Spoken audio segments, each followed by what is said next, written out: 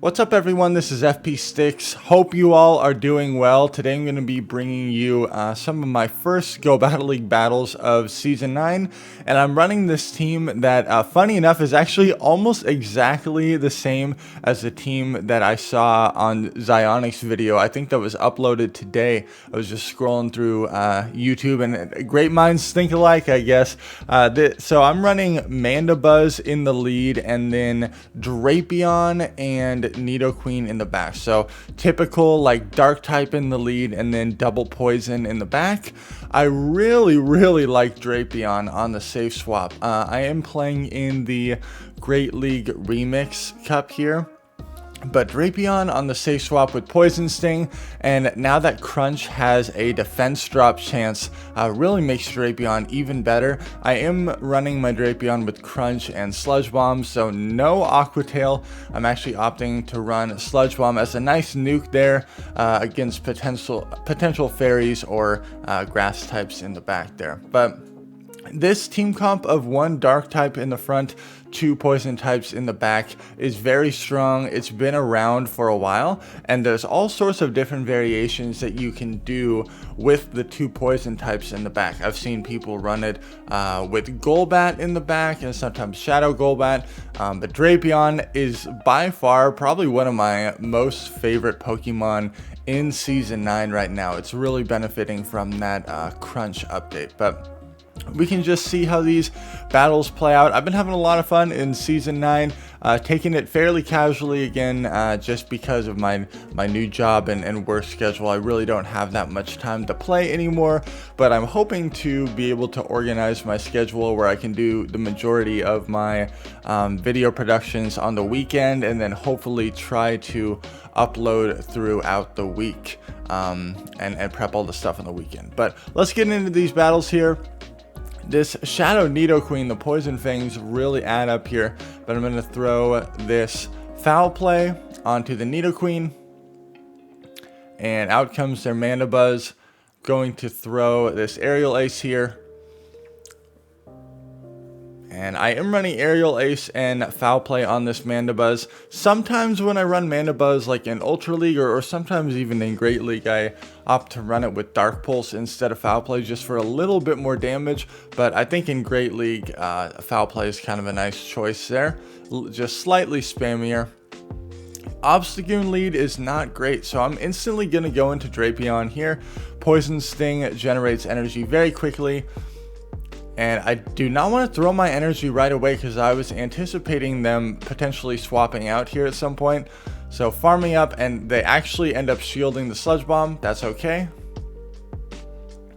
The fact that they're staying in here leads me to believe that there's most likely at least one Charmer in the back, or there's something weak in the back to poison. And people that lead Obstagoon, a very typical team comp with that, it's like Obstagoon double charm to protect the Obstagoon from the fighting time. So I'm going to bring out the Nidoqueen, and I'm able to farm my opponent down. There's one Charmer, and at that point they know that Nidoqueen is just absolutely going to go off on their back line. Most likely it was double charm. Okay, Gligar. These early battles are really fun sometimes because you just run into some super wild Pokemon that you most likely would not normally see once you get your Elo. So this Gligar is running Fury Cutter and has access to Night Slash as well. They bring out Clefable, and I quickly realized that this Clefable is running Charge Beam. Charm is typically the fast move that you want to run, and you can see Sludge Bomb just absolutely goes off on that Clefable. Gonna bring... they bring out a Jirachi, so Drapion is just absolutely going off on this team here. Crunch is going to be hitting for super effective. And this Jirachi luckily does have Confusion as the fast move. I was wondering if maybe they were running a double Charge Beam fast move team. You never know. Out comes that Gligar again, and this game is pretty much over. I was seeing if I could win this game without using any shields. And this Mandibuzz is just going to continue to chunk down this Gligar. Gligar, if you battle against one that's fully powered up in Great League, actually has a decent amount of bulk. For those of you that might have done Silph Cups back in Season 2, I believe was when the Rose Cup took place. And Gligar, very interesting choice. It has coverage against those fighters, being a flying type. It also has play against some of the steel types as well, with that dig or earthquake nuke. Melmetal in the lead. This is really not great for me because Drapion is going to be hitting for double resisted with the poison type moves. So my plan of attack here is to soften this up with my Mandibuzz and then make a move into Drapion. Now it takes 5 poison stings to get to the first crunch. And it takes 5 Thunder Shocks for Melmetal to get to all of the rock slides. And you can see I do get a defense drop proc on that crunch there, which is really good for me. They are continuing to stay in. So this leads me to believe that maybe Nidoqueen will have play against whatever's in the back. They bring out a Razor Leaf Tropius. This is definitely a surprise to me. I'm hitting for super effective and I'm resisting this damage. I'm able to get to another Sludge Bomb. My opponent was trying to commit to the farm down, but Tropius is so bulky, it's able to survive that. I'm just going to bring out the Mandibuzz and safely absorb whatever move this is. And they're actually running Stomp, which typically people run Leaf Blade and Aerial Ace. But the fact that they were running Stomp, I mean, it did hit for neutral damage, which was kind of funny, but it definitely took me by surprise. And this is an Infestation Beedrill in the back, just chilling with a spicy moveset. Infestation and Fell Stinger as the moveset, so definitely unique. But I'm just letting all this go because it's just Fell Stinger and I'm able to Poison Jab the down the Beedrill. Good game.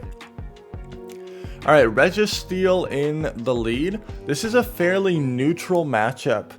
But what I'm really hoping to do is like get a shield advantage from this, or kind of see where they want to spend their shields. And they end up shielding the first one. Looks like this Registeel is underleveled as well. And you can see how much damage the Flash Cannon does there. Looks like they're going to need 3 to knock me out. And in that span of time, I'm going to be able to rip off a lot of foul plays here. So just another Flash Cannon. But whenever you're running an ABB line like this, in this case having double poison, there's always a potential that something in the back might counter one of your poison types. So if that Registeel would have continued to stay in, I might have brought out my Drapion there to potentially bait out a ground type. They actually have a Rhydon in the back, and it looks like this is a Rock Smash Rhydon.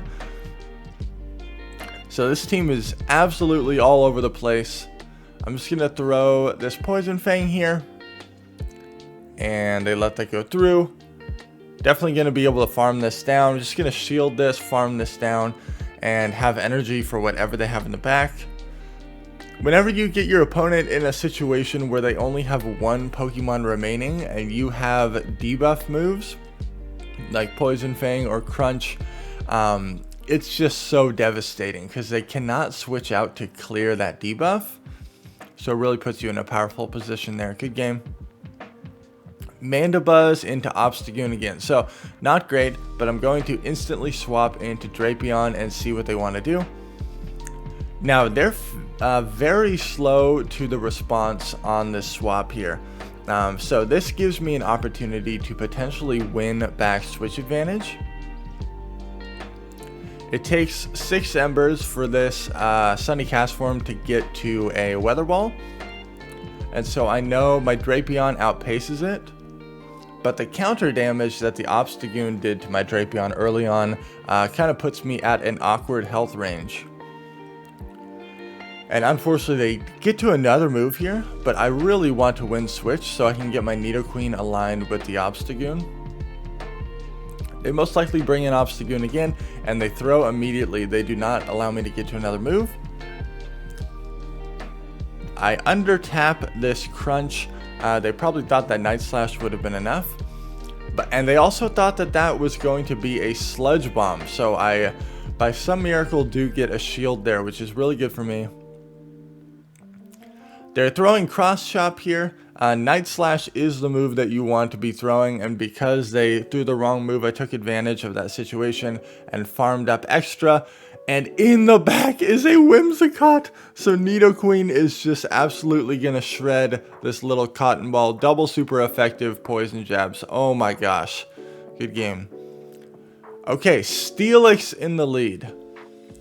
This is actually definitely where I want to see the Steelix, because my two poison type users in the back will struggle against it a little bit. Nidoqueen at least has earth power to hit for super effective.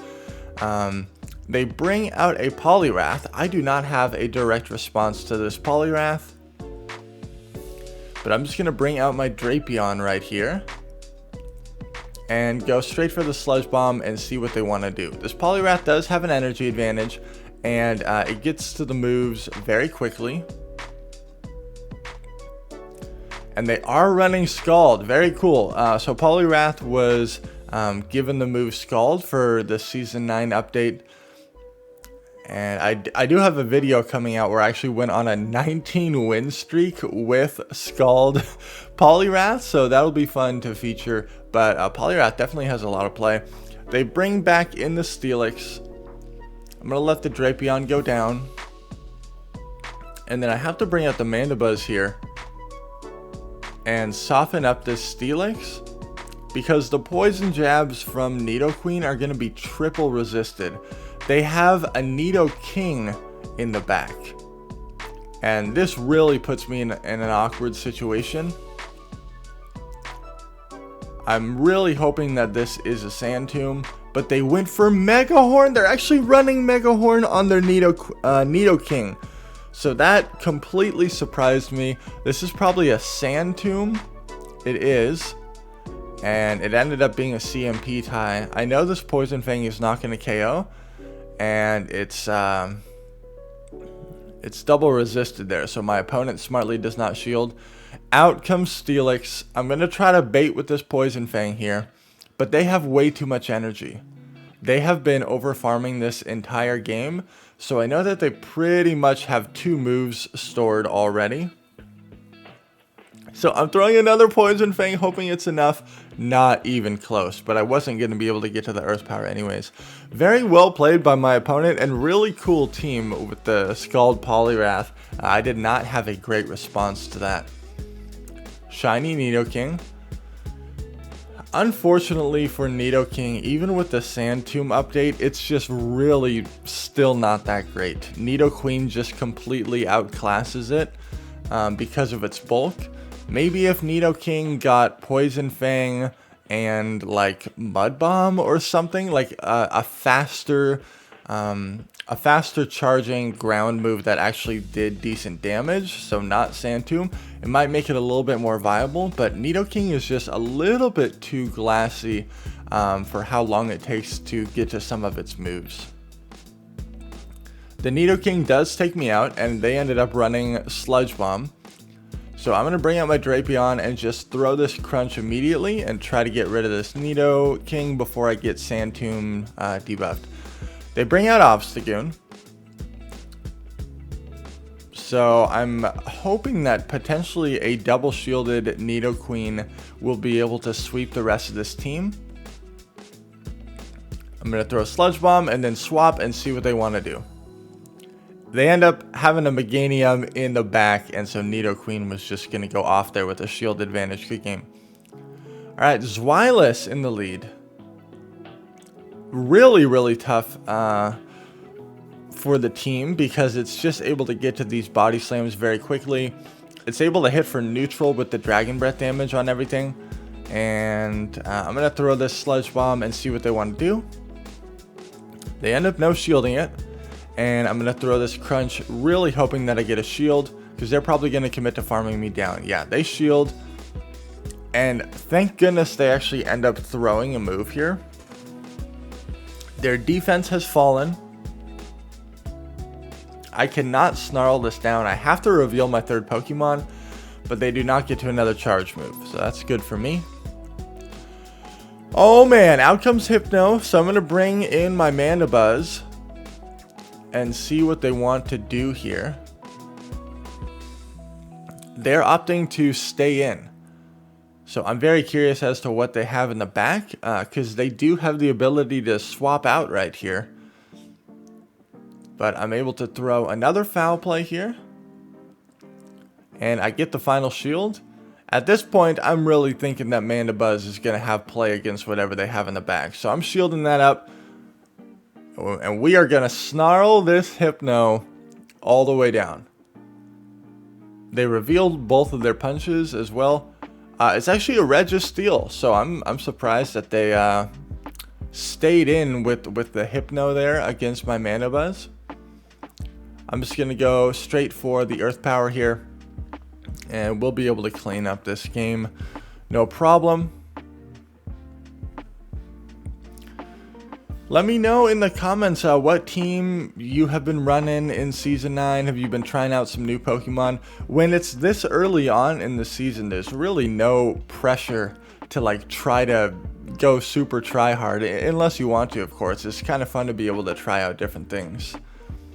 Alright, Charmer in the lead, so I'm going into the Drapion, and I'm just going to immediately throw this Sludge Bomb.